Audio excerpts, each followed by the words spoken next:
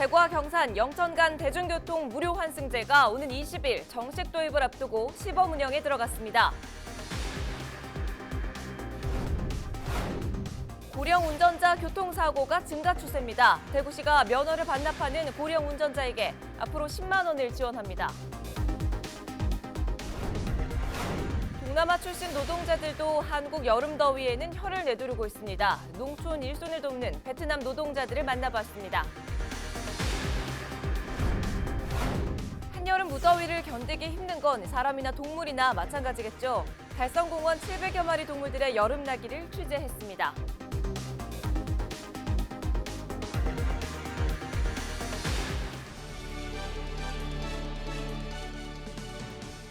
여러분 안녕하십니까? 헬로티비 대구 경북 뉴스입니다. 대구와 경산, 영천 간 대중교통 무료 환승제가 오는 20일 정식 도입을 앞두고 시범 운영에 들어갔습니다. 대구시와 경산시는 이미 지난 2009년 1월부터 무료 환승제를 시행해왔고 이번에 영천까지 확대된 건데요. 버스와 도시철도 등 대중교통 이용자들이 반기고 있습니다. 이하영 기자입니다.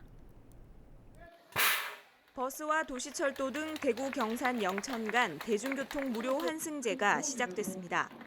대구와 경산은 지난 2009년부터 무료 환승제가 시행돼 그동안 1일 7천여 명이 혜택을 받아왔습니다. 앞으로 영천까지 포함하면 1일 800여 명 정도가 추가 환승 혜택을 누릴 것으로 예상됩니다. 주머니 사정이 좋지 못해서 환승을 하지 못했을 때는 이제 교통비가 2배로 더 나가거나 택시를 타거나 많은 불편한 점이 있었는데요. 환승을 하면서 더 가깝게 대학교에 갈 수 있어서 좋은 점이 많아진 것 같습니다. 무료 환승은 최초 교통수단 하차 후 30분 이내면 횟수에 상관없이 갈아탈 수 있습니다. 무료 환승 혜택을 받으려면 반드시 교통카드 기능이 있는 카드를 사용해야 하는데요. 내릴 때도 반드시 교통카드를 찍어야 합니다.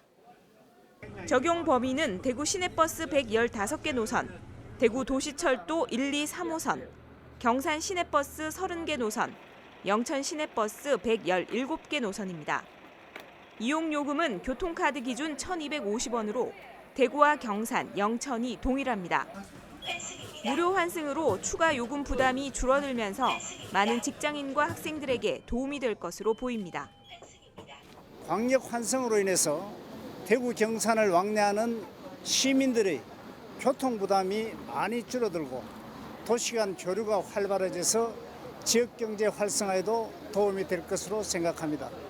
이번 광역교통 행사를 통큰 결단으로 지원해 주신 권영진 대구광역시장님께 감사를 드립니다. 현재 대구시와 경산시 간 무료 환승 혜택 규모는 연간 250여만 명. 앞으로 영천시까지 포함하면 무료 환승 혜택 규모는 더욱 늘어날 전망입니다. 헬로티비 뉴스 이하영입니다. 전체 교통사고 10건 가운데 1건 이상이 고령 운전자와 관련된 사고입니다.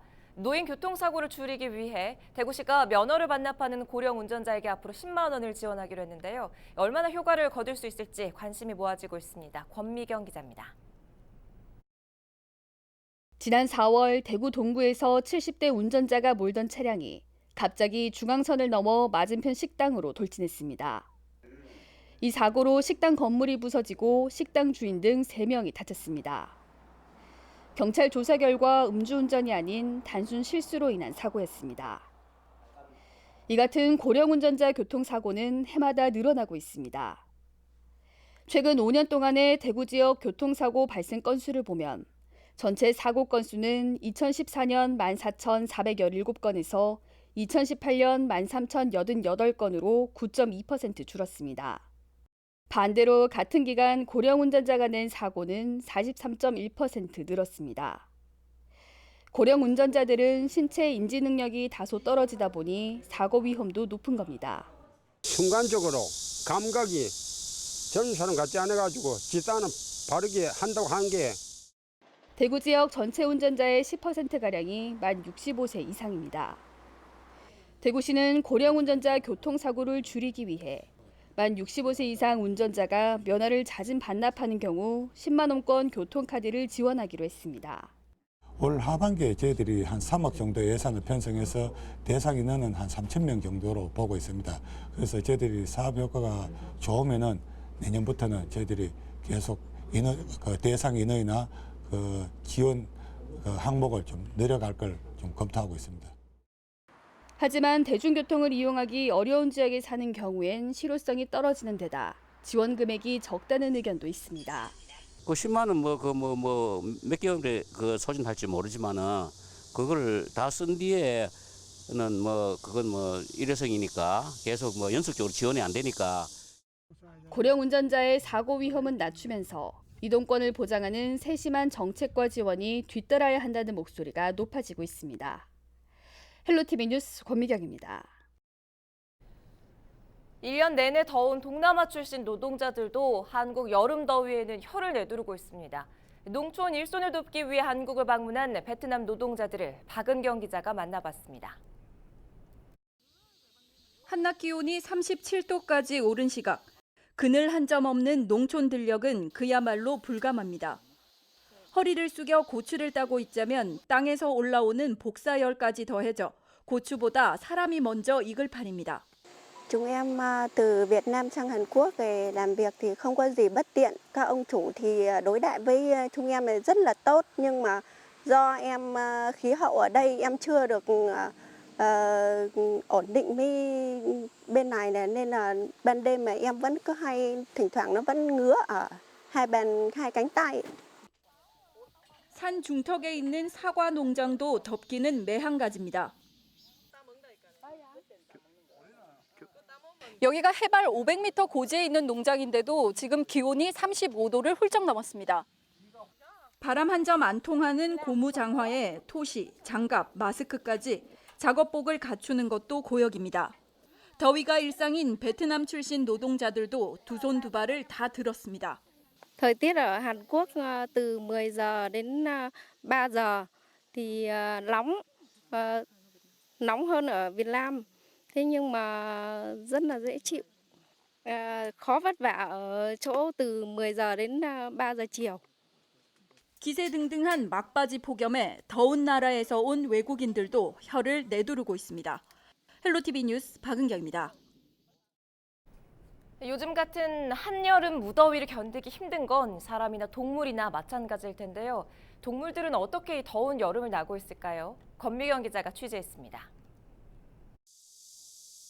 며칠째 이어지는 불볕더위. 동물들도 지친 기색이 역력합니다. 사자와 호랑이 같은 맹수들도 더위 앞에서는 맥을 못 춥니다. 우리 곳곳을 누비는 대신 시원한 그늘 아래 꼼짝 않고 누워 낮잠을 청합니다. 쭉 봤는데 다 더워서 그런지 자고 있고 그래서 좀 불쌍하고 여기 호랑이도 원래는 낮에 자야 된다라고 적혀 있었는데 더운지 깨 있고 여러 동물들 가운데서도 추운 나라에서 와 더위를 더 많이 타는 곰은 특별 관리 대상입니다. 이렇게 더운 오후에는 과일을 넣고 얼린 시원한 얼음 간식을 넣어줍니다. 곰들은 수영장에 몸을 담그고 얼음을 와작와작 씹어 먹으며 더위를 쫓습니다. 코끼리는 간식 대신 찬물 목욕을 즐깁니다. 사육사들이 호수로 물을 뿌려주면 코로 물을 다시 끼얹으며 장난을 칩니다. 달성공원에 살고 있는 동물들은 모두 700여 마리. 동물들이 건강하게 여름을 날 수 있도록 사육사들은 짬짬이 영양제와 특별 간식 등을 챙겨주고 있습니다. 여름에는 이제 덥다 보니까는 이제 조금 덜 적게 먹는 경우도 있습니다. 비타민제나 아니면은 영양 보충할 수 있는 걸 여러 가지 섞어서 저희들이 함께 같이 밥을 줄 때 함께 같이 주고 있습니다. 불볕더위에 몸도 마음도 지치는 요즘. 동물들도 다양한 방법으로 힘겹게 여름을 이겨내고 있습니다. 헬로티비 뉴스 권미경입니다. 아이를 갖지 못해 어려움을 겪고 있는 부부들이 대구에서도 크게 늘고 있습니다. 최근에는 불임으로 병원을 찾는 여성보다 남성의 수가 빠르게 증가하고 있는데요. 김선경 기자가 취재했습니다. 지난해 난임으로 병원을 방문한 대구 지역 환자는 모두 8,800여 명. 최근 10년 사이 2,000여 명 늘었습니다. 여성은 증가폭이 크진 않았지만 2008년 800여 명에 불과하던 난임 남성은 2,500여 명까지 증가했습니다. 10명 중 1명꼴에서 전체의 3분의 1로 급증한 겁니다. 연령대별로는 30대가 가장 많았는데 40대도 10년 전보다 5배나 늘었습니다. 남성 난임 인구가 많아진 건 과중간 업무 등 스트레스가 한몫한 것으로 추정됩니다. 대구 지역 남성 10명 중 3명은 일주일에 53시간 이상 일을 하고 있는 것으로 조사됐습니다. 지나친 흡연이나 음주의 영향도 무시할 수 없습니다. 주 52시간이 시행되고 있음에도 불구하고 지금 현재 남성들의 장시간 근로가 많이 일어나고 있습니다. 그래서 이에 대한 적극적인 지원 정책이 필요해 보입니다. 여성의 경우 난소 기능이 떨어진 게 가장 큰 요인으로 꼽힙니다. 결혼과 함께 아이를 갖는 시기가 덩달아 늦어지고 있는 탓입니다. 전문가들은 남녀 모두 35세 이전에 진료를 받아야 치료 성공 확률이 높아진다며 조기에 병원을 찾아 상담받는 것이 좋다고 조언합니다. 헬로티비 뉴스 김성경입니다. 평소 육류보다는 채소가 건강에 좋다고 생각하는 분들 계실 겁니다. 한 소비자 단체가 알고 먹으면 건강해진다는 내용의 소비자 교육을 열었는데요. 음식에 대한 막연한 편견을 지우고 올바른 식습관 정보를 살필 수 있는 계기가 됐습니다. 김학준 기자가 취재했습니다. 강당을 가득 메운 소비자들. 정보를 놓칠세라 귀를 쫑긋 세운 채 무언가에 집중합니다. 손을 들고 자리에서 일어나 궁금한 점을 묻습니다. 호기심 가득한 표정이 마치 학생을 연상케 합니다. 대한민국 평균 수명 82.7세. 해마다 증가하며 자연스럽게 소비자들은 건강에 관심이 쏠리기 시작했습니다. 올바른 식습관을 찾는 시민들의 수요도 덩달아 늘고 있습니다. 웰빙과 힐링 등의 용어가 등장하기 시작했고 육식은 몸에 좋지 않다는 인식이 자리 잡게 됐습니다. 음식에 대한 오해를 풀고 바른 정보를 제공하기 위해 식약동원 알고 먹으면 건강해진다를 주제로 한 축산 바로 알리기 교육이 진행됐습니다. 소비자들에게 있어 축산물에 대한 오해와 이런 것 등이 상당히 많이 있습니다. 그래서 이런 진실을 좀 밝혀주고 올바른 영양 섭취를 통해서 건강한 세상을 만들어주고자 하는 뜻에서 오늘 이런 교육을 전국적으로 순회하는 이런 교육으로 오늘 대전에서 가지게 됐습니다. 교육에서는 저탄고지와 건강 강의가 진행됐습니다. 저탄고지란 탄수화물을 줄이고 단백질과 지방의 함량을 증가시킨 식단을 말합니다. 잘못된 인식으로 단백질 섭취를 극단적으로 줄인다면 당뇨병과 알츠하이머 등의 질병을 유발할 수 있음을 교육을 통해 전했습니다. 이어 고기와 채소의 적절한 보충을 강조했습니다. 교육에는 200여 명이 참가해 식습관에 대해 궁금증을 해소했습니다. 소비자들은 새로운 사실을 알게 된 데 대해 만족감을 나타냈습니다. 어떤 방법으로 먹느냐에 따라서 더 이렇게 업이 된다고 그런 거를 많이 느꼈기 때문에 뭐 예를 들어서 고기도 고소 먹는 거하고 그거를 이렇게 수육으로 먹는 거하고 어떤 것이 건강에 좋은지 그런 또 어떻게 하면 흡수가 빨리 되는지 이런 거를 좀 깨달은 것 같아요. 고기를 먹으면 몸에 안 좋다는 이런 속설들이 있고요. 한데도 불구하고 고기를 많이 먹으면서도 살찌지 않고 콜레스테롤도 줄이고 또 이렇게 건강하게 생활할 수 있다는 교육이라 해서 노인들이 많이 참석을 하게 된 것 같습니다. 사회적 분위기 속에서 생긴 음식에 대한 오해. 교육을 통해 오해도 풀고 건강도 챙기는 시간이 됐습니다. 케이블 TV 공동취재단 김학준입니다. 요즘 해질 무렵 가까운 강변에서 산책 즐기시는 분들 많이 계시죠? 그런데 산책로 곳곳에 조명이 꺼져 있고 화장실에 불도 들어오지 않는다면 어떨까요? 행정기관의 편의를 위해 무려 7년째 주민 불편을 그대로 방치하고 있는 현장을 스마트폰 출동 홍정표 기자가 다녀왔습니다.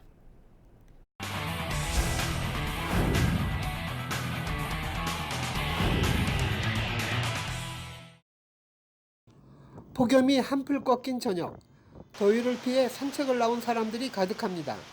시원한 물줄기를 내뿜는 음악분수 광장은 주민들의 발걸음을 더욱 가볍게 만듭니다. 시원한 강바람을 맞으며 한낮의 무더위를 달래는 사람들. 매일 저녁 안동시 낙동강 주변 산책로에서 만날 수 있는 풍경입니다. 많은 시민들이 산책하는 이곳 강변로에는 가로등이 잘 밝혀져 있습니다. 하지만 정말 위험한 곳에는 가로등이 없어 안전사고의 위험을 부채질하고 있습니다. 하지만 정화동과 용상동을 연결하는 반변천 하류 지점의 동천보 사전은 정반대입니다. 지난 2011년 4대강 사업 당시 만들어진 270m 길이의 동천보는 주변 가로등이 단 한 개도 없습니다. 하천 주변으로 이렇다 할 건물도 없는 탓에 밤만 되면 칠흑같이 어두워집니다. 결국 주민들은 성인 걸음으로 3, 4분가량 걸리는 동천보를 핸드폰 불빛에 의지해 건너기 일쑤입니다. 특히 자전거 이용객들의 고충이 큽니다. 바닥면이 보이지 않다 보니까 자전거 타는 속도도 있고 하니까 사람들하고 이렇게 좀 인사사고가 있을 수 있을 것 같아요. 어느 정도 조금 밝게 조명을 할 수 있는 방법을 찾아봤으면 좋겠습니다. 사정이 이런데도 안동시 관계자는 가로등 설치에 소극적입니다. 수해 발생 시 시설 파손 위험이 있는 탓에 가로등을 설치한다 하더라도 유지 관리가 어렵기 때문입니다. 실제로 동천보는 지난해 10월 태풍 콩레이로 인해 반변천이 범람하면서 하류 쪽 난간이 유실되는 등 매년 크고 작은 수해 피해를 입고 있습니다. 이제 파손의 위험이 커서 유지 관리가 어려운 측면이 있기 때문에 해당 지역에 조명 시설이 설치가 가능한지 유지 관리에 용이한 방법은 무엇인지 관련 기관과 협의를 해가지고 방안을 강구하도록 하겠습니다. 낮에 찾은 동천보도 위험하긴 마찬가지입니다. 하천 바닥을 보호하기 위해 물길 위에 콘크리트와 사석을 올려 길을 냈지만 수면 높이와 비슷해 위험해 보입니다. 4대강 사업으로 만들어진 동천보는 당초 가로등이 있었지만 7년 전 수해로 파손된 이후 아직까지 재설치를 하지 않고 있습니다. 지자체가 주민들의 안전보다는 관리 편의성만 챙기는 것 아니냐는 비판이 나오는 이유입니다. 이런 문제는 또 있습니다. 낙동강 주변 산책로에는 모두 26개의 화장실이 있습니다. 이 컴컴한 곳에 화장실의 물은 또 들어오지도 않습니다. 제가 찾은 8개의 화장실 중 7곳의 화장실은 조명시설만 있을 뿐 모두 고장이 난 채 사용할 수 없습니다. 특히 외진 곳에 있는 화장실은 평소 제대로 관리를 하지 않아 사용이 사실상 불가능한 상태입니다. 불이 없으니까 일단은요 너무 무섭죠. 어두워서 화장실 가고 싶은데 솔직히 못 들어가요. 무서워서요. 빠질까 봐 더 무섭고요.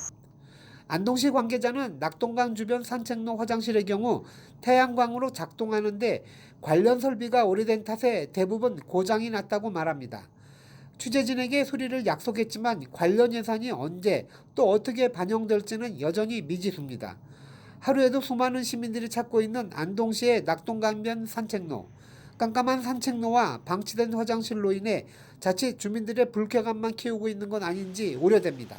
스마트폰 출동 홍정표입니다. 영천 와인이 세계 5대 와인 품평회 중 하나인 베를린 와인 트로피에서 지난해에 이어 올해 2년 연속 입상했습니다.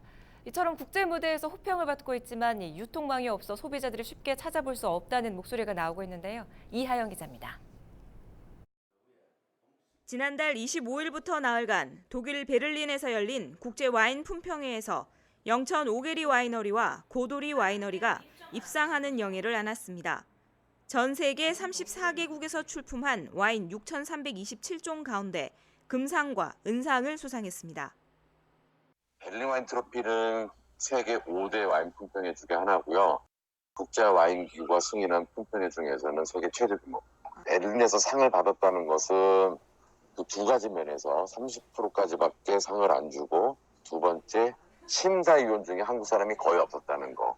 철저하게 객관적으로 심사할 수 있겠죠. 대한민국 주류 대상 등 이미 많은 국내 대회를 휩쓸었던 오게리 와이너리가 국제 무대에서 입상한 것은 이번이 처음입니다. 국내에서는 여러 기관의 단체에서 입상을 많이 했습니다만 국제적으로는 처음 받으니까 정말 마음도 흐뭇하고 앞으로 두질이 더 좋은 와인을 만들고 우리 영천에서 어떤가는 최고의 와인 또 국제적으로 또 어떤가는 최고의 와인을 만들고 싶습니다. 이처럼 영천 와인이 각종 국내외 대회에서 우수 와인으로 평가받고 있지만 소비자들이 접하기는 쉽지 않습니다. 판매 매장은 단 2곳에 불과한 실정입니다. 현재는 그 영천 와인이 영천 시내의 그 농협 하나로마트, 그다음에 축협 하나로마트에 판매가 되고 있습니다. 두 군데에서 판매가 되고 있는데 울산농협 하나로마트를 기점으로 해서 경상북도의 대규모 하나로마트의 입점 또 이후에는 경기도 서울 쪽에도 입점하기 위해서 저희들이 노력하고 있습니다. 영천 와인 산업 성장 10년. 영천 와인이 세계적 와인 품평회에서 입상하며 우수한 품질 경쟁력을 인정받고 있지만 판로 확보가 뒤따라야 한다는 지적이 나오고 있습니다. 헬로티비 뉴스 이하영입니다. 낚시객들이 많이 몰리는 영일만항 북방파제가 쓰레기로 몸살을 앓고 있습니다. 출입통제구역에까지 불법 투기가 극성인데 단속의 손길이 미치지 못하고 있습니다. 윤경보 기자가 현장에 다녀왔습니다. 경북 동해안 낚시 명소로 잘 알려진 영일만항 북방파제. 비용을 지불하고 낚싯배를 타고 들어가야 하는 곳이지만 평일 200에서 300여 명, 주말에는 1000명이 넘는 낚시객들이 찾을 정도로 인기 있는 곳입니다. 그러나 4km에 달하는 북방파제 곳곳에는 낚시객들이 버린 쓰레기가 나뒹굴고 있습니다. 소주병에서부터 음식물 찌꺼기, 낚시용품에 이르기까지 죄다 버리고 가 눈살을 찌푸리게 합니다. 들고 가는 사람들도 있고 이제 그냥 모여서 술 한잔 먹고 다 들고 가는 사람도 있고. 양심껏이죠 이제 거의 보면. 안전을 위해 설치된 방파제 철조망에는 쓰레기 봉지가 매달려 있습니다. 낚시객들이 쓰레기를 대가져가는 대신 그냥 묶어두고 간 겁니다. 이처럼 북방파제 곳곳에는 낚시객들이 버리고 간 쓰레기가 무분별하게 버려져 있습니다. 또 출입이 통제된 구역에는 낚시객들이 낚시를 하기 위해 뚫고 들어간 흔적이 고스란히 남아 있습니다. 출입 통제 구역은 완전히 쓰레기장을 방불케 할 정도입니다. 마치 태풍이 지나간 뒤의 해변처럼 쓰레기로 뒤덮였습니다. 또 각종 시설물은 원래 색을 알아볼 수 없을 정도로 녹슬어 있어 관리 상태는 부실하기 짝이 없습니다. 올해도 7월 초에 훼손된 펜스를 보수를 하였습니다. 그 이후에도 통제 펜스 훼손이 확인되면은 즉시 저희가 보강할 계획이고 훼손자에 대한 경고 안내판도 저희가 설치할 계획입니다. 낚시객들의 상습적인 불법 쓰레기 투기에다 관리 부실까지 더해지며 영일만항 북방파제가 몸살을 앓고 있습니다. HCN 뉴스 윤경보입니다. 한여름 더위를 피하기 위해 어르신들은 집 근처 경로당을 찾는데요. 이 폭염 속에서 에어컨도 틀지 못하고 선풍기 몇 대에 의지해 힘겹게 여름을 나눈 곳도 있습니다. 바로 미등록 경로당 이야기인데요. 법적 기준에 못 미친다는 이유로 아무런 지원을 받지 못한 채 방치돼 있는 복지 사각지대 미등록 경로당의 실태를 살펴봅니다. 현장 점검 360도 권미경 기자입니다.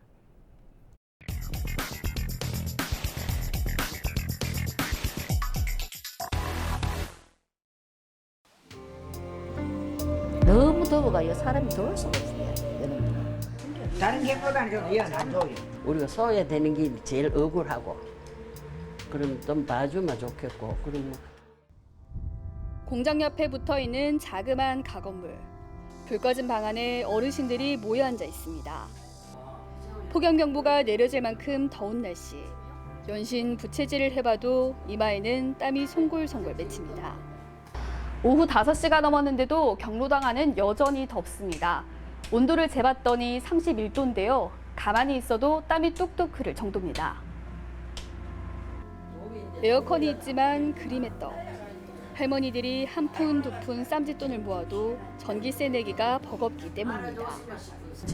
냉난방이 전부 우리 힘으로 하니까 겨울에도 뜨뜻하게 못 되고 여름에도 시원하게 못 하고 될 수 있대로 뭐 견딜만 하면 더워도 추워도 다 견디고 살고 있어요.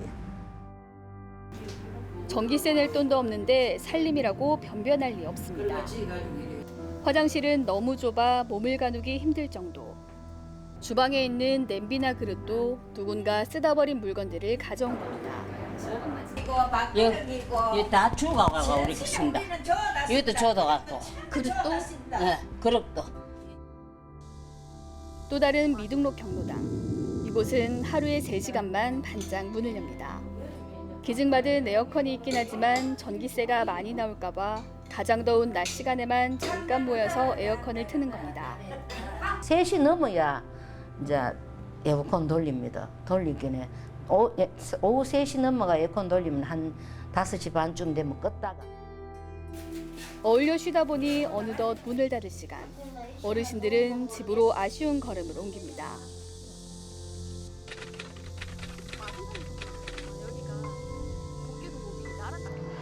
왜 경로당들은 지원을 받지 못하는 걸까요? 바로 정식으로 등록되지 않은 미등록 경로당이기 때문입니다.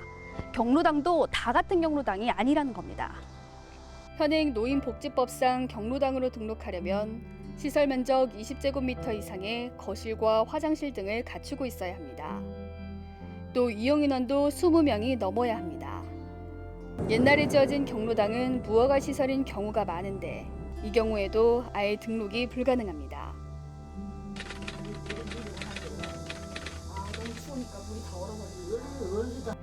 대구에는 모두 1,508개의 경로당이 있습니다. 경로당에는 냉난방비와 쌀값, 간식 등이 지원됩니다. 구군마다 상황은 조금씩 다르지만 연간 평균 지원 금액은 500만 원 정도입니다. 반면 미등록 경로당은 단 한 푼도 지원받지 못합니다. 경로당 운영에 필요한 모든 비용을 어르신들이 부담해야 합니다. 어떤 지원해줄 근거가 없습니다. 근거도 없고, 그리고 이제 근거 없는 데서 예산을 갖다가 함부로 지원해줄 수 없는 부분. 미등록 경로당의 환경이 열악할 수밖에 없는 이유입니다. 이런 미등록 경로당은 대구에 44곳, 경북에는 380곳이 있는 것으로 추산됩니다.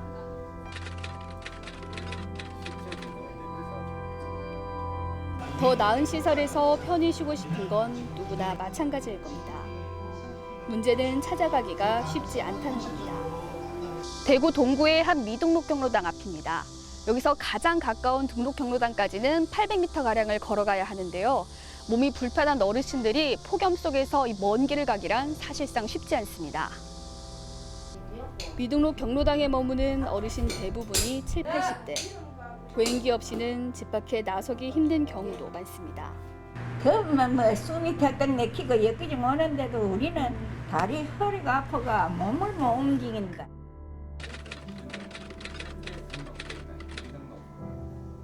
미등록 경로당을 지원할 수 있는 방법은 없는 걸까? 대구시에 물어봤습니다. 대구시는 법적 근거가 없어 정식 지원은 어렵다는 입장입니다. 대신 자원봉사자 결연이나 민간기업 후원 등을 연계하는 방안을 고려하고 있다고 답했습니다. 또 미등록 경로당을 대신할 수 있는 공설 경로당을 더 많이 짓겠다고 밝혔습니다. 공설 경로당을 확장시켜 나가야 될 그런 부분에서 매년 각 구에서 꼭 필요한 부분이 있으면은 예산 파트하고 협의해가지고 신설할 수 있도록 저희들 지원하고 있습니다. 근본적인 대책이긴 하지만 오랜 시간이 필요한 상황.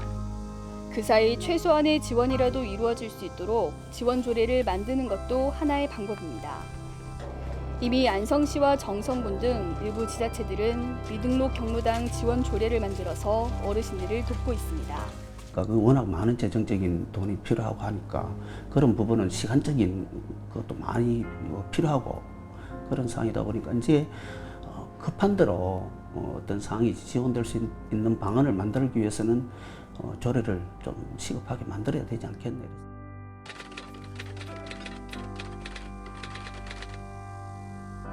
단순 비용 지원에 그치는 것이 아니라 더 나아가서 미등록 경로당에서 지내는 어르신들이 느끼는 차별과 소외감에 관심을 가져야 한다는 목소리도 나옵니다. 정서적으로도 굉장히 소외감을 느끼고 마치 차별받는 그런 느낌을 받고 있기 때문에 좀 물리적인 환경 개선 못지않게 이 정서적으로 어떻게 좀 차별된 이런 부분들을 개선하느냐도 중요하다고 보여집니다. 복지 사각지대에 놓여 있는 미등록 경로당. 이대로라면 어르신들은 이번 여름도 다가올 겨울도 힘겹게 나야 합니다. 복지의 손길이 더 간절한 곳이 오히려 방치되고 있는 상황. 이제 법과 행정의 잣대로만 생각할 것이 아니라 노인 복지적 차원에서 대책을 마련해야 할 때입니다. 현장 점검 360도 권미경입니다.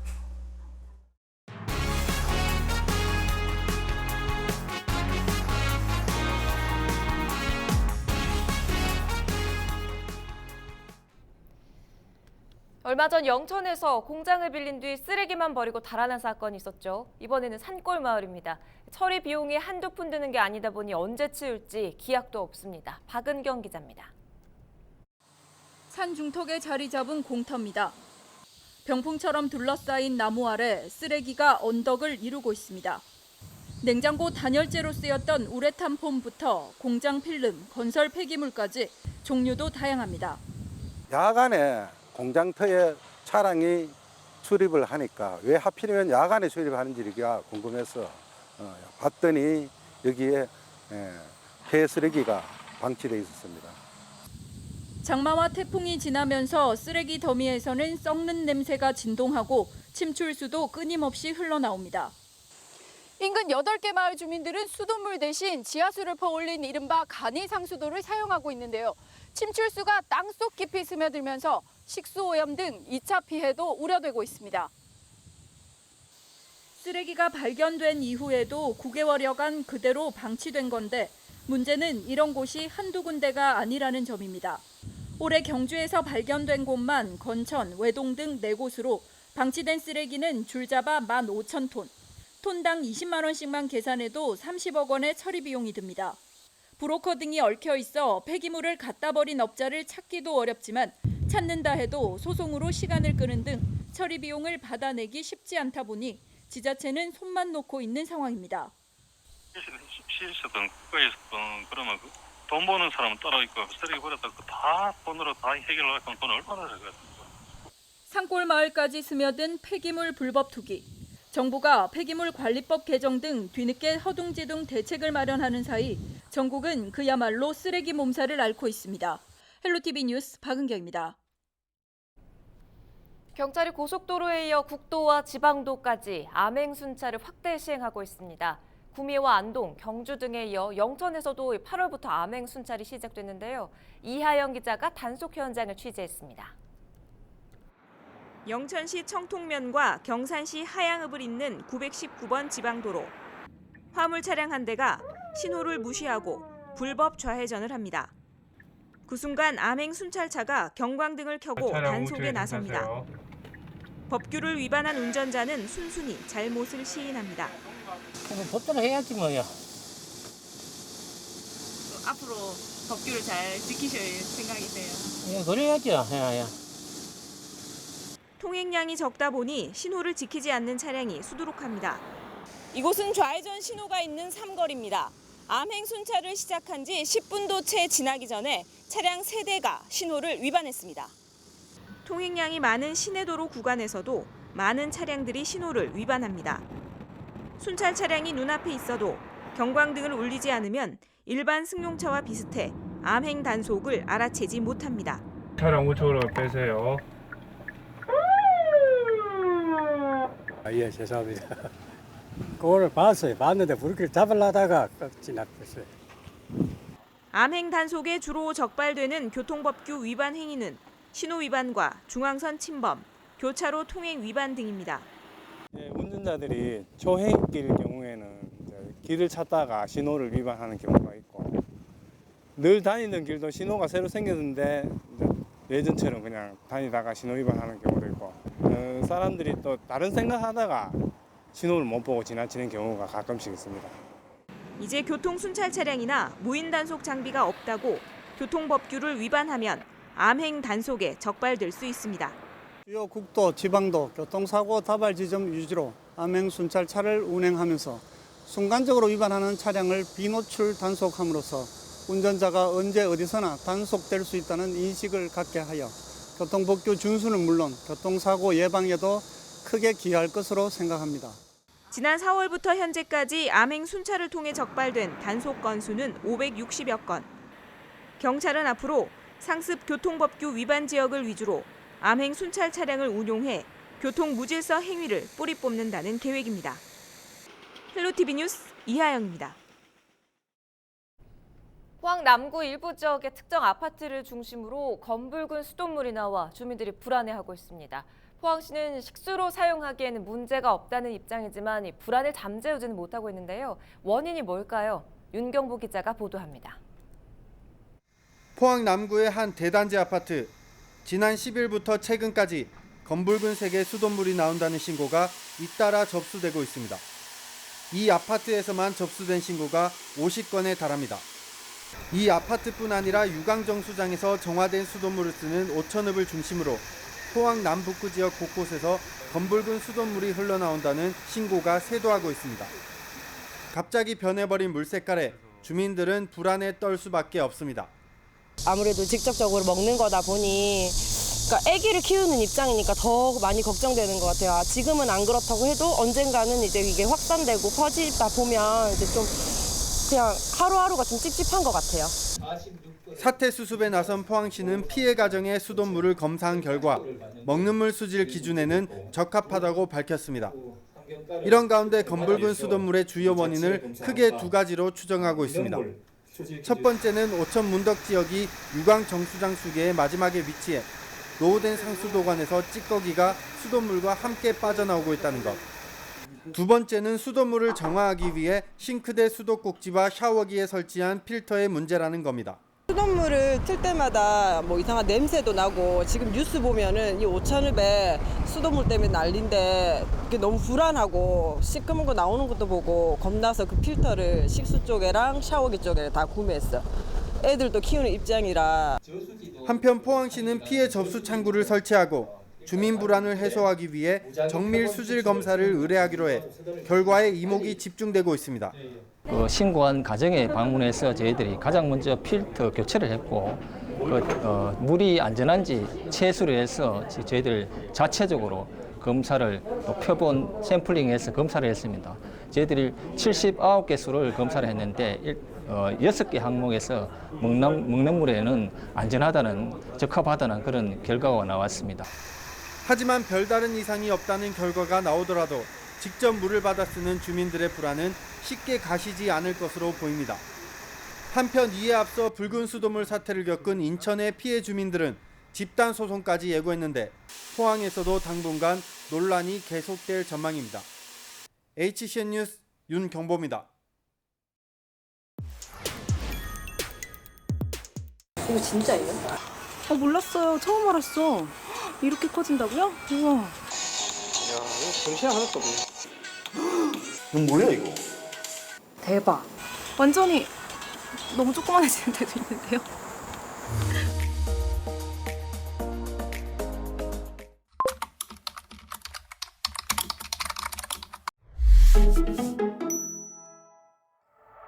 우리나라 동남부에 자리 잡고 있는 대구 경북.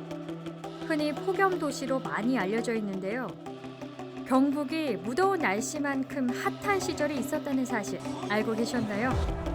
60년대 중반까지 경북이 전국에서 인구가 가장 많았고 대구도 1969년 일찌감치 인구 100만을 넘어섰습니다. 세월이 흘러 지금 대구는 240만여 명, 경북은 260만여 명이 사는 이곳. 그동안 대구 경북에는 어떤 인구 변화가 있었을까요? 지금 파헤쳐봅니다.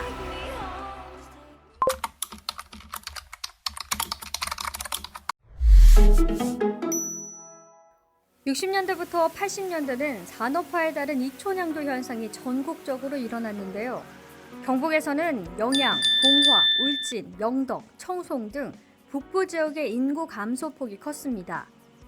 특히 현재 전국에서 인구수 꼴찌인 영양군은 70년대보다 인구가 4분의 1로 줄었습니다. 같은 기간 무서운 속도로 인구가 많아지는 대구와는 확연한 차이가 보이죠. 농촌 지역에서 어떤 교통이 불편하다거나 교육 여건이 좋지 않다거나 해서 인구를 외부로 유출하게 만드는 요인을 압출 요인이라고 그러고 도시에서 문화 조건이 양호하거나 일자리가 풍부해서 다른 지역에서 인구를 유입시키는 그런 요인을 흡입 요인이라고 합니다. 그래서 농촌 지역은 압출 요인이 그간 좀 많았고 도시 지역은 농촌 지역에 비해서 흡입 요인이 많았기 때문에 이런 인구 이동 현상이 지금 나타났었습니다.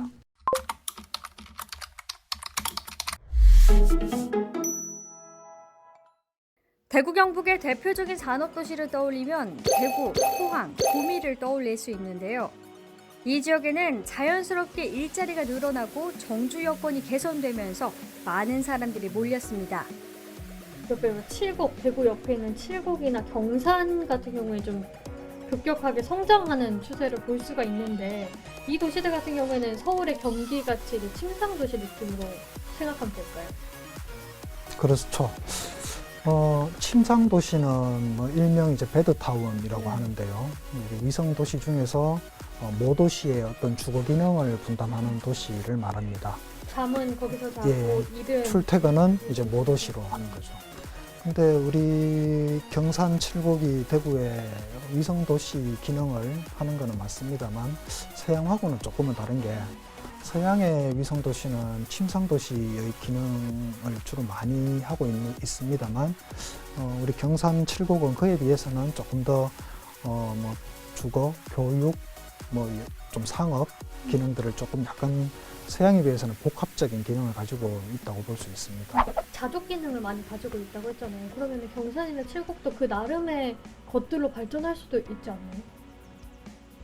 그렇죠. 그래서 지금 궁극적으로는 이제 이들 도시도 어떤 뭐 복합 자족 기능도 있고 또 대구와의 어떤 상호 보완 기능도 하면서 지금은 같이 함께 대구 대도시권을 형성하고 있습니다. 그래서 지금 그 생활권, 경제권은 뭐 대구나 칠곡이나 경산이나 거의 이제 하나의 대도시권이라고 볼 수 있습니다.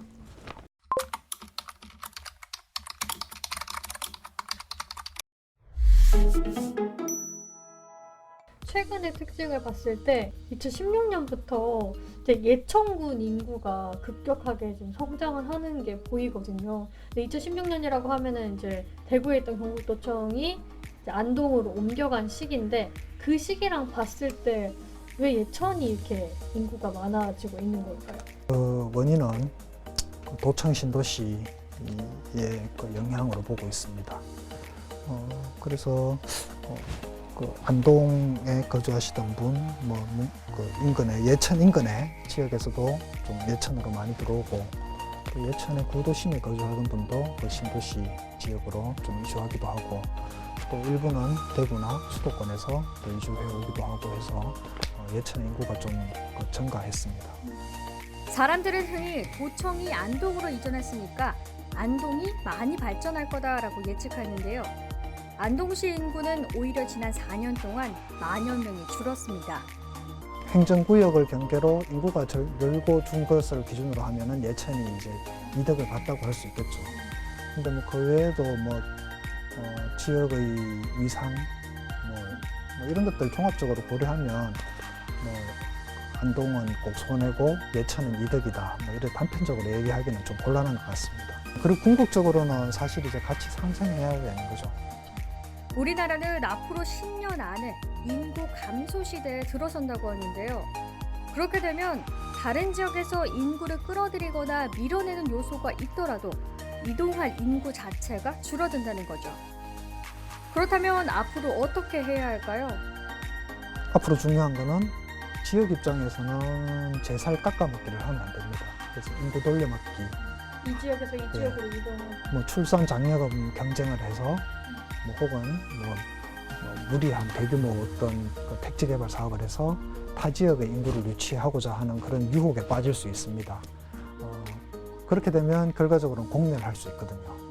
그래서 지역 간 연계, 그리고 상생, 그리고 어떻게든 인구 돌려막기나 인구 뺏고 뺏기기가 되지 않도록 하는 그런 지혜를 좀 마련할 필요가 있다고 생각됩니다. 애 둘을 키우고 있는 아빠로서 커가면서 딴 지역에 갈 수 없도록 잡아주는 여건, 생활을 되게 편리하게 만들어주는 복지시설과 뭐 그런 것들을 좀 만들어주셨으면 좋겠습니다. 일자리 때문에 경북에 오게 됐는데 생각보다 또래들이 많이 없어서 좀 아쉬움이 큰 것 같아요. 또래들이 많아졌으면 좋겠습니다. 저도 그렇고 제 친구들도 그렇고 다른 지역으로 취업하려고 떠나는 친구들이 많거든요. 그러니까 우리 지역에 일자리가 많아져서 굳이 다른 지역 안 가더라도 우리 지역 안에서 좀 행복하게 살았으면 좋겠습니다.